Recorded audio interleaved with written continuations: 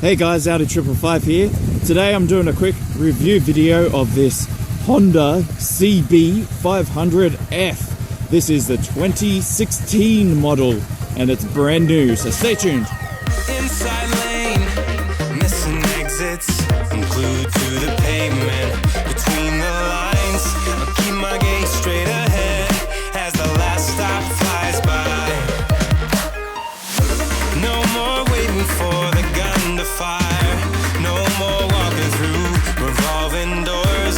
I've gone around once, and I don't need to go around anymore. It's time to break away, forget your sober case. Stop dwelling on empty words, stop stalling in the doorway. Cancel the cruise control, switching the manual. Don't you wanna feel right again? Don't you wanna feel whole? Don't you wanna feel?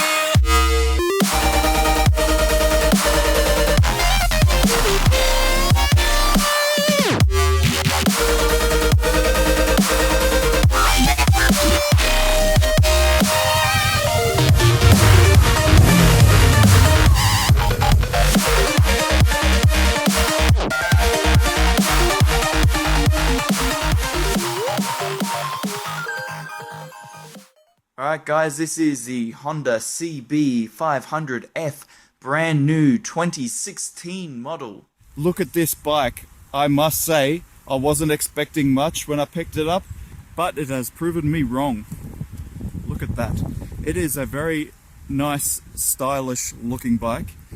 It's 500, so I think it's 471cc twin parallel engine, liquid cooled, chain driven. This bike is pretty light. It is nimble, it is easy to control, it is perfect for everyday use, for commuting as well as going in and out of traffic. And you know, why not? Take it on a highway because it can do that too. It sits comfortably at any speed that you can ride on the road with, and overall I think this is a pretty cool bike.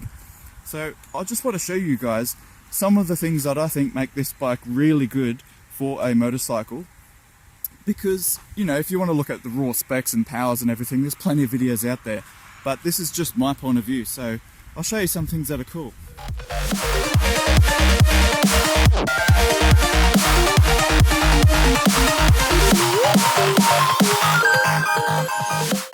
Right, so first up, you look at the bike, you see this lovely tank.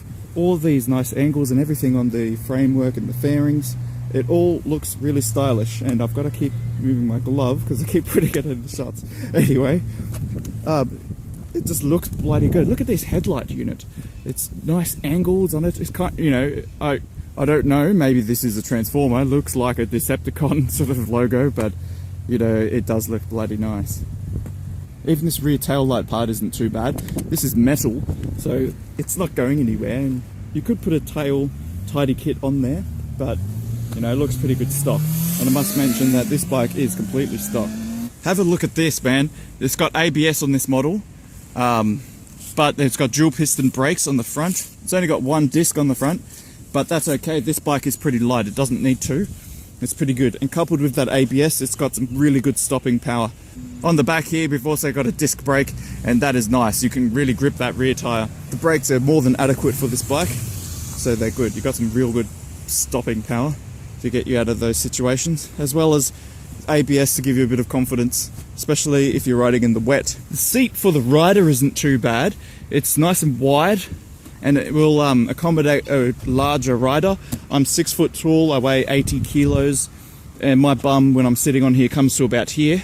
So there's still plenty of room in the back there if you're taller or have a bit of a bigger caboose.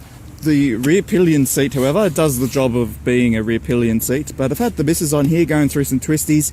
She did not enjoy it at all, I must say. But, you know, I've seen some seats on bikes that are a bit smaller than this, so that isn't too bad. Probably not good for too long of a ride for someone on the back, but, you know, it's not too bad. And I'll show you underneath this seat. There's actually, if you flick this down, you can look under the seat. And there is a bit of a storage compartment here. It comes with a toolkit, and this is just a disc lock as an optional accessory. And there's a little bit of space there. You can put your lunch in there. You know, it's not much, but you can really fit you can fit something in there. So the storage in the seat is, you know, for this type of bike isn't too bad. I don't mind it. The pegs, they're pretty cool. They're comfortable when you're sitting on there. They're nice, easy riding position. They're good. And the pillion pegs at the back are not too bad as well. They've got plenty of grip to give your passenger that extra confidence. Full steam through the setbacks. You can't win them all, but I'm proud I tried. I'm glad we had a dialogue. It's good to shape the mind. Speeding up the pace, turning up the heat. Where I need to be for the first time. Taking risks, I'm casting off without a lifeline. If you look at the dash, it is the same dash as a Honda Grom. I guess they're just keeping it all simple, but it does the job. It's backlit, it's blue. You can display it in kilometers and miles. You can flick through, you got your total kilometers, your trip meters, A and B, liters per 100 kilometers, and average fuel and everything like that. You got your fuel gauge. It's got everything you need. Doesn't have a temperature gauge, but if you look at the top here, there is a temperature warning light that can come on if needed. And I'll just show you guys the headlight. It is really bright for a headlight. Compared to my Hyosung's headlight, this thing is probably twice as bright. It's got some nice bright bulbs in there. This is the stock exhaust, but it's nice and quiet. You know, if you wanted to, you could upgrade that, and this bike would sound really beefy. Go for a ride!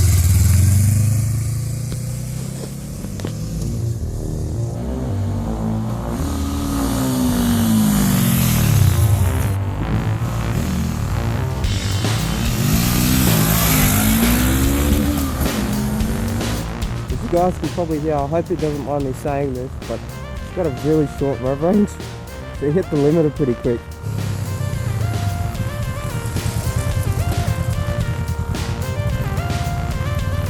Turning circle's really nice.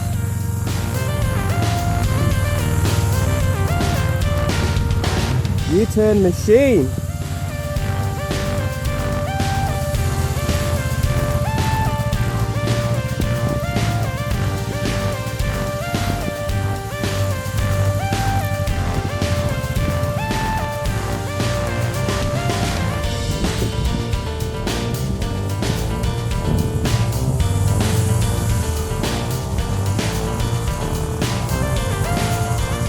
Is really agile and nimble.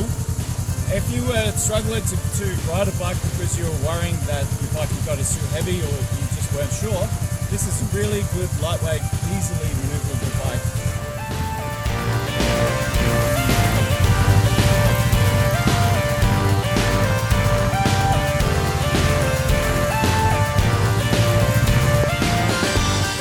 So testing the ABS on the Honda CB500F.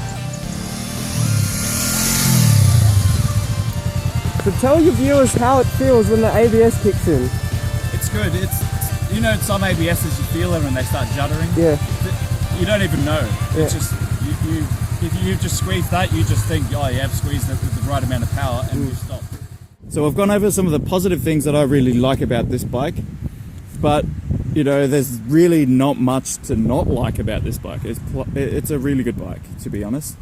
There is a couple of things that is probably more for me that I don't like about this bike, but other people will probably really enjoy.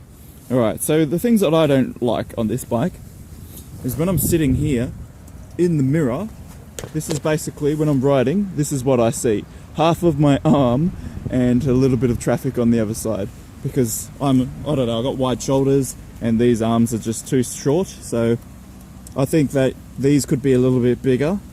And you know, I've been spoiled. I ride a cruiser, I've got big mirrors, I know what mirrors can look like, and to go to them, it's, you know, it's sometimes you just don't know what's behind you unless you lean and have a look.